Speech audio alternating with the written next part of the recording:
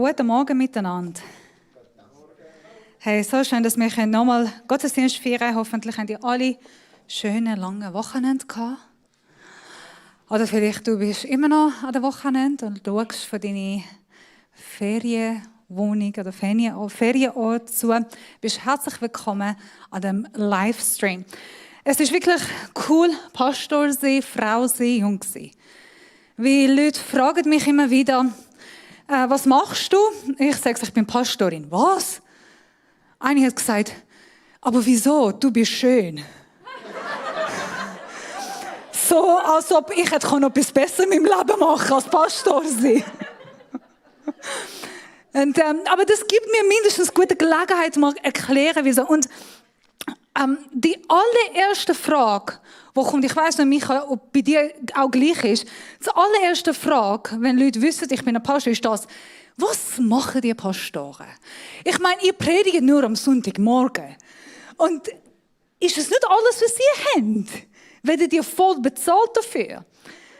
Ich sage, ja, das ist eigentlich unser Pastor, du kannst auch werden, Christ werden, Pastor werden. Und das einzige Sache, die wir machen, ist am Sonntagmorgen predigen. Nein, das ist nicht so.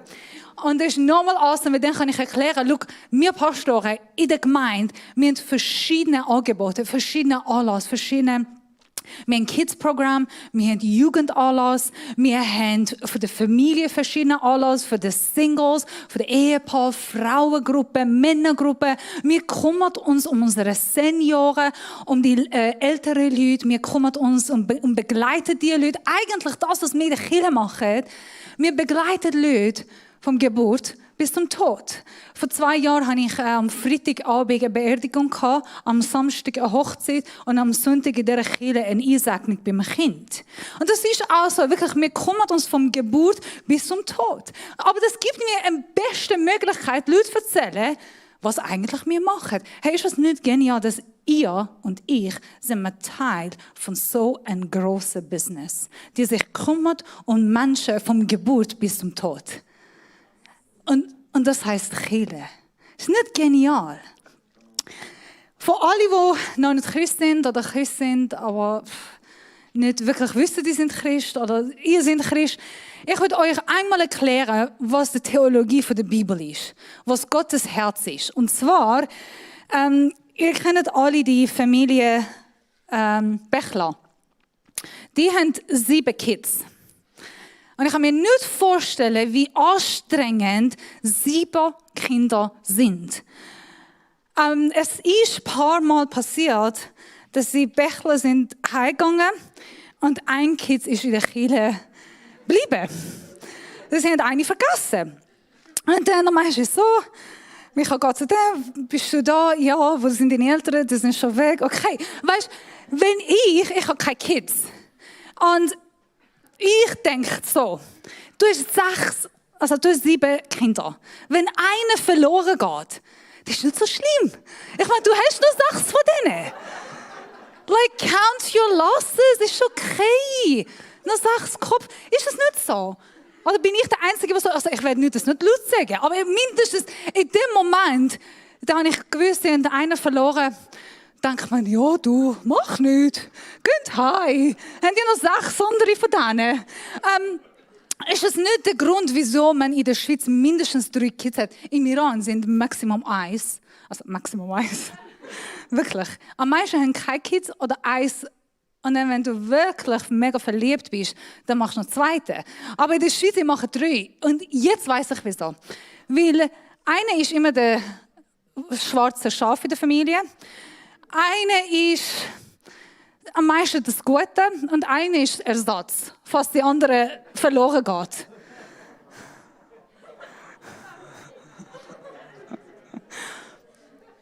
Okay. Der Micha sagt, wer ist unser Ersatz? Okay, klar, das denke ich. Aber jetzt habe ich gemerkt, das darf ich nicht laut sagen. Nein, das ist nicht wahr. Das ist nicht wahr. Wenn einer verloren geht, die Eltern kommen in voll Panik. Auch wenn sie nur 6 haben. Die werden alles machen, die werden suchen, tot oder lebendig, bis sie das Kind finden. Sie werden sicher im Stress kommen. Das haben sie auch. Ich habe mit Regula gestern geredet und sie sagt, hey Dorina, das ist so. Egal, ob du 10 Kids hast oder 20 oder 1. Jeder einzelne Kind ist einzigartig. Jeder ist wichtig. Jeder liebe ich.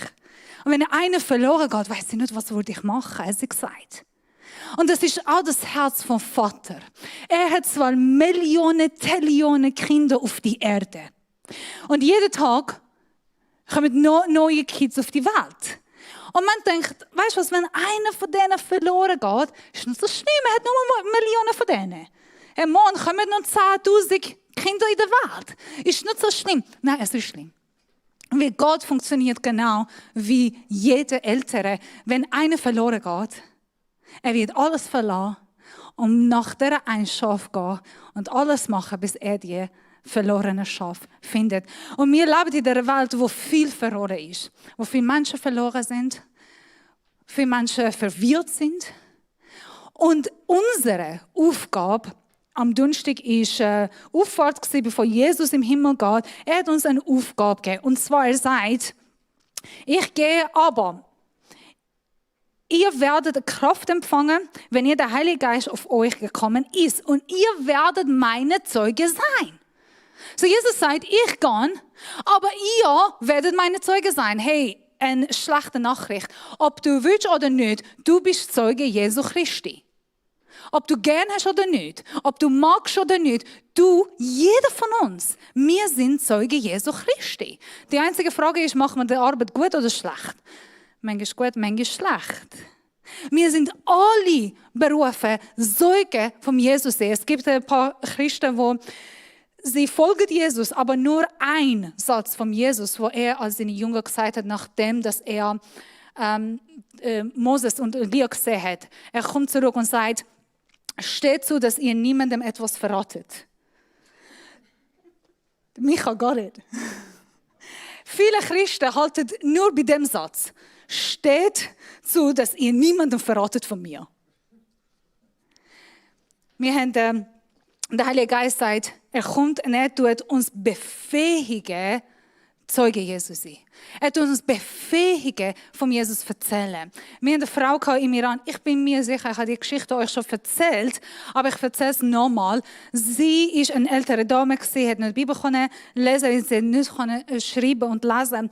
Und sie haben, die Regierung hat sie verhaftet, haben verhört. Und normalerweise Verhörungen gehen etwa 8 Stunden lang, Minimum, bis ein paar Tage lang. Und wir haben sie gebracht von der Verhörung und dann haben wir gesagt, Tante, wenn du fertig bist, du einfach anrufen, wir können dich abholen. Und dann haben wir gedacht, wir übernachten schon bei ihrer Familie, dann können wir am Morgen oder vielleicht in 2 Tagen sie abholen. Haben wir sie gebracht, mit viel Gebet, mit Fasten vorher, mit viel Tränen im Auge, sie gesegnet, Gott weiss, dass Gott ist mit dir. Sie ist dann gegangen, 4 Stunden später, wir sind immer noch unterwegs im Auto, rufen sie uns an und sagen, ich bin fertig, könnt mich abholen. Ich sage, Tante, es ist erst 4 Stunden. Es ist wirklich nicht normal.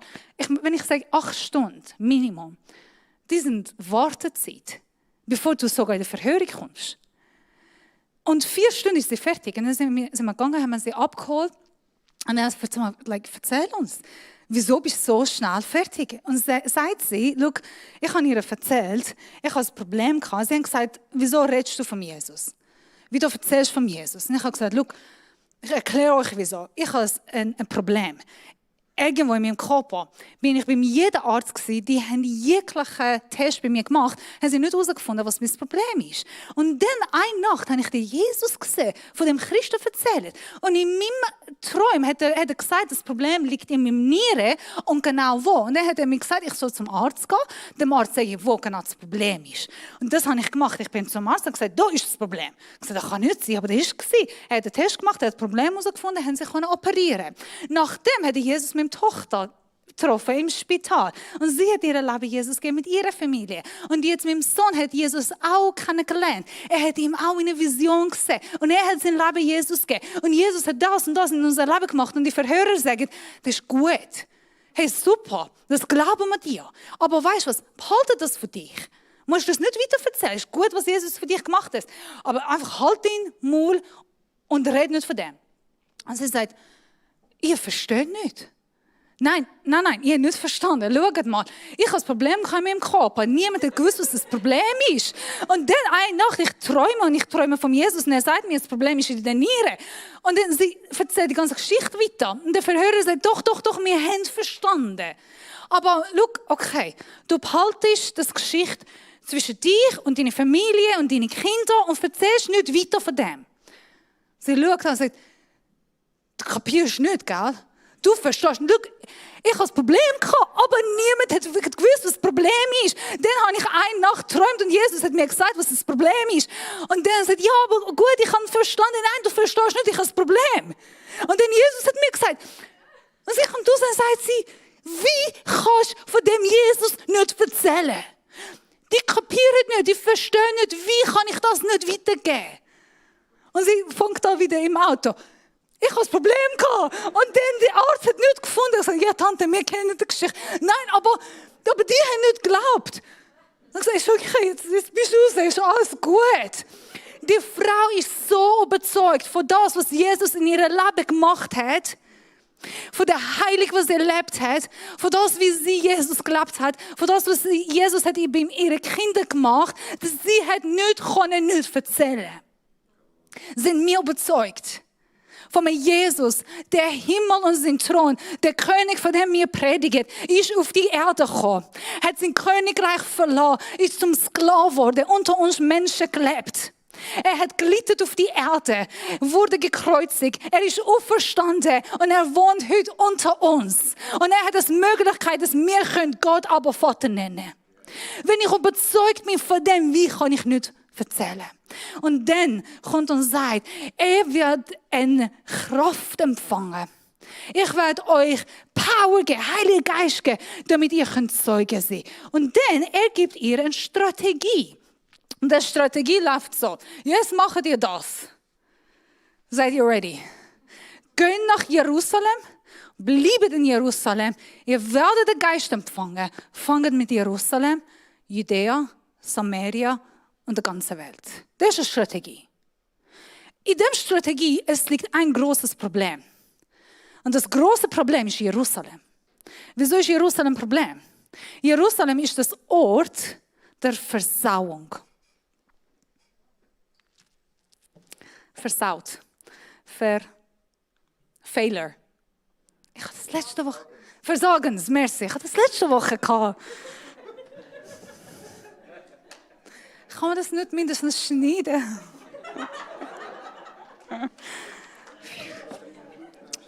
Okay.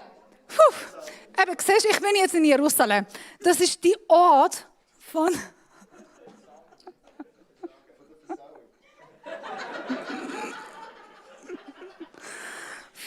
Okay. Versagung.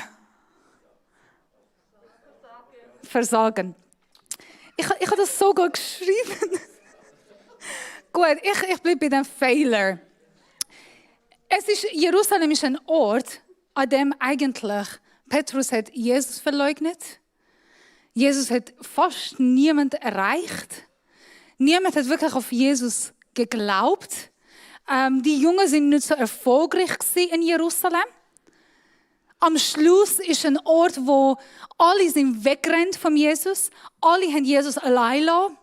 Es ist ein Ort, die niemand gerne zurückgehen. Es ist ein Ort, die Menschen haben gerufen, eine Woche vorher, 40 Tage vorher, haben gerufen, kreuzigt ihn, kreuzigt ihn. Das ist ein Ort. Sage ich nicht. Die niemand gern Gott. Was ist das Ort für uns heute? Der Ort von Verleugnung. Wisst ihr, was das Ort für uns ist? Das ist unsere Familie. Das ist unsere Freundschaften. Das sind unsere Verwandten. Jerusalem für uns ist unser Fitnessclub. Schule. Da, wo wir arbeiten. Da, wo wir mit Leuten am engsten sind. Das ist unser Jerusalem.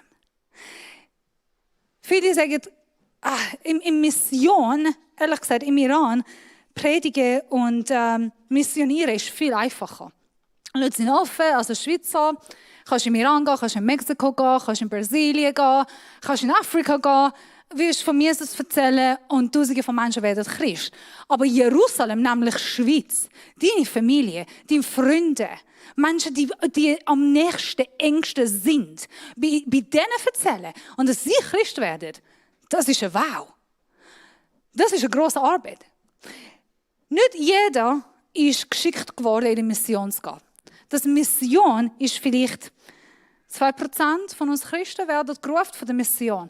28% von uns, 98% sind berufen, um in Jerusalem zu gehen. Um die Menschen, die uns am nächsten, am engsten sind, zu erreichen, erzählen von Jesus. Und die Frage ist, okay, wie mache ich das? Ich werde euch 3 Tipps geben. Wie kann ich das machen? Wie kann ich meine Jerusalem erreichen? Menschen in meiner Familie. Allererster Tipp: Gebet.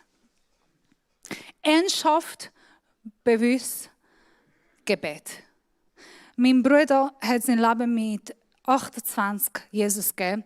Bevor er zum Glauben gekommen ist, mit Anfang 20, er ist Satanist geworden. Und nachher er ist Atheist geworden.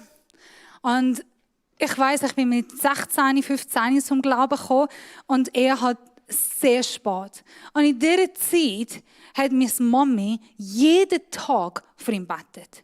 Jeden Tag. Manchmal sogar beim Essen.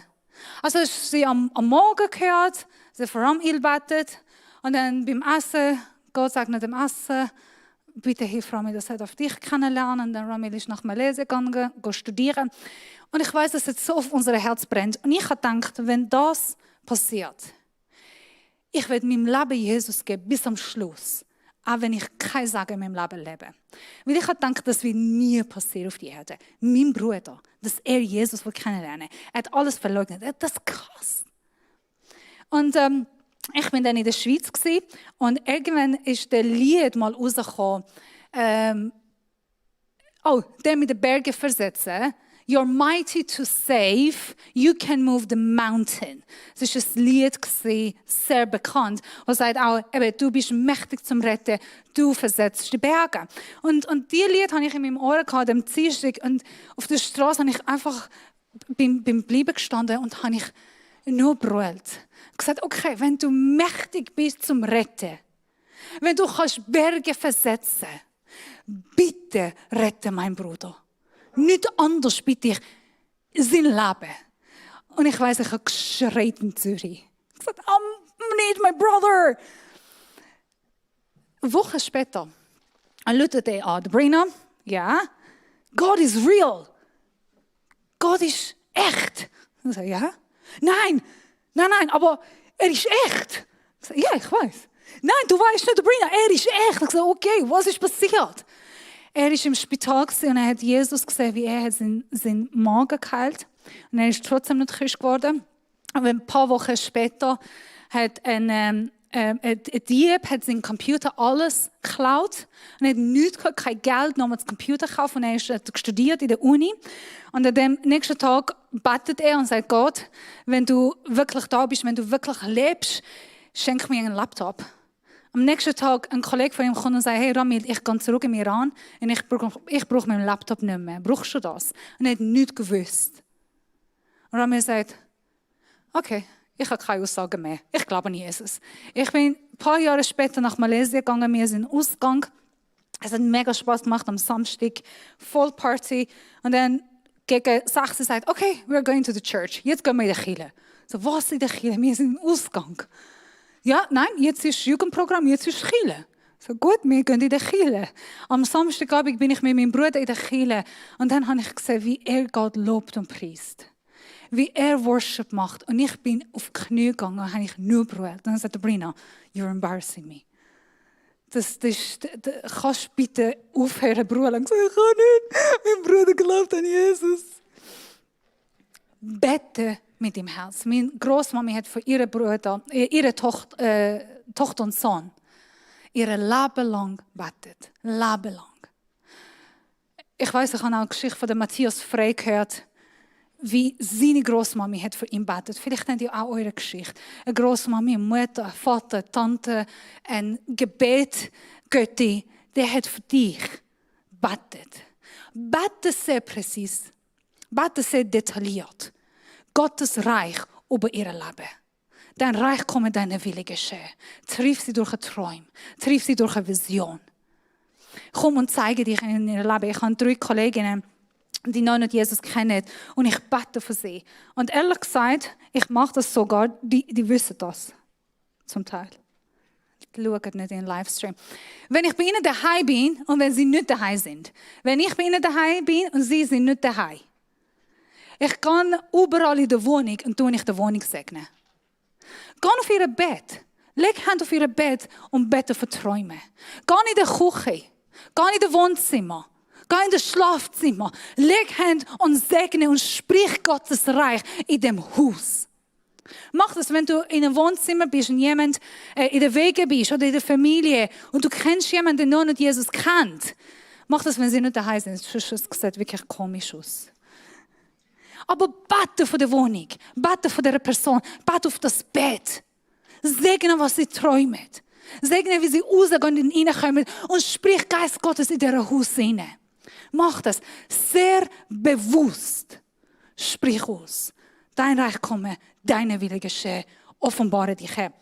Und das zweite Thema, wie erreiche ich Jerusalem, ist Vorsorge. Auf Englisch caring. Vorsorge. Es ist awesome, dass wir beten.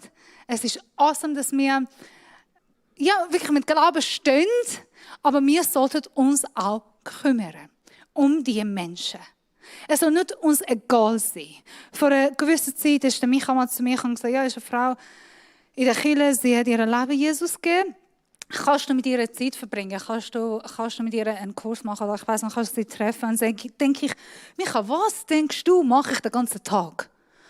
Denkst du, ich habe Zeit für eine Frau, einmal in der Woche, 2 Stunden mit der Vorbereitung? Das habe ich nicht gesagt. Eben, das sind Sachen, die ich sage nicht laut. Ich denke sie. Ich denke, die sind nur in meinem Kopf, die sage ich nicht laut. Aber ich habe gedacht, hey, was denkst du, mache ich? Aber dein Reich komme, deine Wille geschehen. Dein Reich komme, deine Wille geschehen. Wenn ich will, dass Gottes Reich kommt und seine Wille geschieht, dann muss ich mich auch kümmern um einzelne Personen. Und dann sage ich, ja, okay, ich mache es nicht so gern. Und ich kann euch sagen, es ist jetzt 6 Monate, dass ich das mache. Und es hat mich mehr gesegnet als diese Frau. Es ist mehr gesegnet von meinem Leben, von meinem Glauben, von meinem Wachstum als sie. Und ich sage, hey, Doreen, ich weiss nicht, ob ich kann kommen. Ich sage, du musst jetzt kommen. Ich brauche dich. Wir sind miteinander. Eine Person. Gehst im Migros. Letztes Mal mit dem Predigtserie, ich weiss nicht, was er das mit euch gemacht hat, aber mit mir hat wirklich etwas gemacht. In der letzten Zeit, ich habe mir entschieden, seit 3 Wochen, jeden Tag, ich bete, dein Reich komme, deine Wille geschehen. Nicht anders. Also klar, ich bete auch anders. Aber einfach während dem Tag durch, wenn ich rumlaufe, ich bete, dein Reich komme, deine Wille geschehen. Easy. Mach das. Das habe ich gemacht und bin im Migros gelandet, beim Zahlung.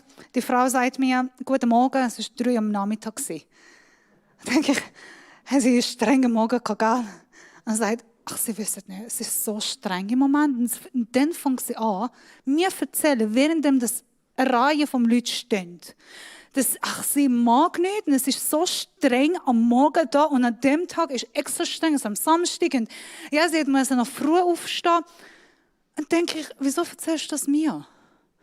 Sag okay, dein Reich komme, deine Wille geschehen. Und dann sage ich Gott, was soll ich jetzt mit dem machen? Zahlen? Sage gesegneten Tag kann ich das machen. Und Gott sagt, nein, bete für sie. Ich sage, nein, das mache ich nicht. Im Migros, wenn die Leute da stehen. Und sie sagen, sicher nein, ich will für sie nicht beten. Ich bete für sie. Und dann frage ich, darf ich dich kurz segnen? Ich bin eine Pastorin, keine komische Sache. Ich bin Pastorin von der Kirche, von da, darf ich dich segnen? Und sie sagt, ja. Und ich habe ehrlich gesagt gehofft, dass sie sagt, nein. Und dann hätte ich mich vorbereitet und sage, das mache ich nicht, aber ich werde nachher für dich beten. Das habe ich mich vorbereitet. Dann sagt sie, ja, sage, okay, für das bin ich nicht vorbereitet. Und nochmal, die Gebete, die in meinem Kopf ist, kommen nicht von meinem Mund raus. Im Kopf bete ich etwas anderes, wie ich im Migros, in der öffentlichen Ort, ihr segnen. Ich glaube, das, was in meinem Kopf ist, ist nicht gut angekommen. Kraft Gottes. Der Heilige Geist. Nein, mit Worten, ich spreche auch, mag der Vater und der Sohn, der Heilige Geist, ich segne, Amen. Ich habe ein sehr kurzes Gebet ausgesprochen. Sehr kurz. Mein Vater steht da, er schaut mich an und sagt, kannst du das alle einfach so stehen, dass niemand mich sieht. Dann sage ich mal, Gott, ich segne dir Kraft geben. Und magst heute Frieden und Freude in meinem Leben. Amen. That's it. Nicht anders. Und dann laufe ich weg. Run! Dein Reich kommen, deine Wille geschehen. Kümmerst du dich um Leute um dich herum? Oder sind die egal? Hast du ein Herz für die verlorenen Menschen? Oder denkst du, wenn einer verloren geht, nicht so schlimm. Doch. Und das dritte, das letzte. Teilen. Also das erste wäre Gebet. Das zweite ist Fürsorge, kümmern. Das dritte ist Teilen. Caring, sharing. Auf Englisch ist schön, auf Deutsch kommt nicht gut zusammen. Aber sharing is caring. Teil bewusst deinen Glauben mit jemandem mit in dieser Woche. Komm und red vom Glauben. Komm und erzähl jemand. Ich habe in der Treffpunkt erzählt, wenn Leute mit uns, oder mit mir, ich sage euch nicht sagen, Christen reden und mir versucht von unserem Glauben erzählen, die ersten 10 Minuten ist alles gut, nach 10 Minuten wird es ein bisschen komisch. Und ich glaube, Leute denken, was für komische Leute sind da? Weg. Nein, bete, dass Gott dir Weisheit schenkt. Bete, dass Gott dir sagt, wie sollst du mit Leuten den Glauben teilen. Aber teil bewusst den Glauben mit Leuten. Red darüber. Lade Leute ein. In der Woche, wir haben vorher gehört, am 30. Mai ist der Janik bei uns da. Er ist ein Rapper. Er hat in Amerika sein Leben Jesus gegeben, weil er mit Eminem unterwegs war. Der hat gefunden, Jesus ist ein bisschen besser als Eminem. Hat er sich entschieden, ich will mit Jesus unterwegs. Er studiert Theologie, wie er zum Pastor ausbildet. Er rappt, er gibt sein Leben für Jesus. Das Wort Gottes hat sein Leben verändert. Letztes Mal lade eine Person für das. Ich kann sagen, du hast Geburtstag. Wann habt ihr Geburtstag? Nächstes Jahr? März? Ich kann sagen, schau, nächstes Jahr März habe ich Geburtstag. Aber du kannst mir ein bisschen früher ein Geschenk geben. Und mein Geschenk, das alles, was ich will, ist, dass du in die Kirche kommst. Wenn du speziell Gottesdienst, komm in die Kirche. Das ist mein Geschenk. Ich will nichts anderes. Ich habe einer Kollegin von mir geholfen, zu zugeln. Und dann sagt sie, hey Sabrina, was kann man für dich tun? Und ich sage, weißt du was? Nichts. Nicht tun, ausser du und dein Freund am 30. kommen in die Kirche. Das ist alles, was ich will. Hey, das würde mich so freuen, wenn ihr in die Kirche kommt. Das würde mir so viel bedeuten. Wenn Leute nächstes Mal dich fragen, was kann ich gut für dich tun? Was brauchst du? Was kann ich dir schenken? Komm in die Kirche. Oder wenn nicht, hey, schau dir Gottesdienst. Schau dir Predigt an. Hey, das hat mir so angesprochen. Glaube ich, das wird dir helfen. Sprich von deinem Glauben. Wenn du überzeugt bist, dass Gott ist der, wo er ist. Sprich von ihm. Mach ihn bekannt. Sag weiter, wer er ist für dich. Schäm dich nicht von dem Glauben. Wieso? Wieso soll man uns nicht schämen? Wieso sollen wir das alles machen? Wieso sollen wir uns ständig Zeit nehmen, beten, Gottes Reich aussprechen? Wieso sollen wir uns kümmern um Menschen? Wieso sollen wir unseren Glauben teilen? Weil unser Glaube ist die Wahrheit. Christentum ist Wahrheit. Weil das, was wir glauben, es funktioniert. Vergebung ist wahr. Leben in Jesus ist wahr. Die unendliche Freude und Friede, die wir im Herzen haben, ist wahr. Es geht, es funktioniert. Tatsächlich funktioniert. Und schlussendlich, jeder von uns ist ein Sünder. Und jeder von uns braucht Jesus.